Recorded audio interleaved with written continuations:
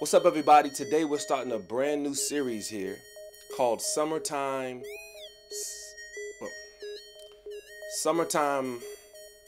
Okay. It's basically going to be a 3-letter word that starts with S, and everybody wants to do it. You know what the word is? Do you know? Sin. You thought I was going to say the other S word. Woo-hoo-hoo. Your mind is... Actually, you know what? I'm joking. We are going to talk about sex today. S-E-X. Sex. Yes. On a Christian video blog, we are going to talk about sex and what God has to say about sex. Now, before we go any further, I want you to think about this graham cracker now. This graham cracker I borrowed from my sons, so don't tell them I took it or they're going to be mad. This graham cracker, let's say you really were looking forward to eating a graham cracker later for dessert or whatever, whenever you eat graham crackers. I don't know when you eat graham crackers, but let's say you wanted to eat one really bad. And let's say this one right here had been touched by about 20 people. 15 people licked it. A couple people ate off of it. A couple guys accidentally dropped it a few times. Dirt, mud, debris, you name it. Now, even though you really wanted to eat that graham cracker, my question to you is, with so many people having interacted with it and doing things with it, would you still eat it? We're talking about sex today, y'all, because God has something to say about our sex, especially in the summertime. I know it's so difficult sometimes, especially for teenagers and young adults. You know, we get out of school, we're out of college, we're out of high school, we're out of middle school. Man, some of us, even in elementary school, we don't have nothing to do, man. So, you know, we got our boyfriend coming over, we got our girlfriend coming over.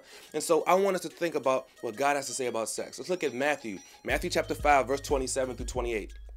It says, Jesus is saying, "You have heard the commandment that says, you must not commit adultery, but I say, anyone who even looks at a woman with lust has already committed adultery with her in his heart."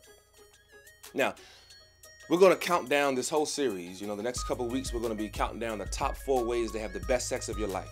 So the number 4 way to have the best sex of your life, ladies and gentlemen, is to avoid entertaining sexual interactions that take place outside of your own marriage. Now, a lot of you all watching this aren't married, so you're like, okay, Devin, avoid entertaining sexual interactions that take place outside of my own marriage. Okay, I gotcha, but I don't really understand what you mean by that. Okay, let's do a quick example. Whatever you do for the next 15 seconds, do not think about green monkeys. Do you hear me?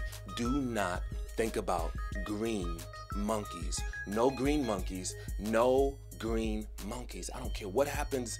Do not think about green monkeys. I don't care if, you know, whatever you see, whatever you're looking at right now, no green monkeys. Now, was that easy or difficult to not focus on green monkeys? Probably was kind of difficult. Why? Because it was in front of you. The number 4 way you're going to have the best sex of your life, ladies and gentlemen, is if you avoid these sexual interactions, if you avoid keeping these things, these people, and these places in front of you that get you stimulated.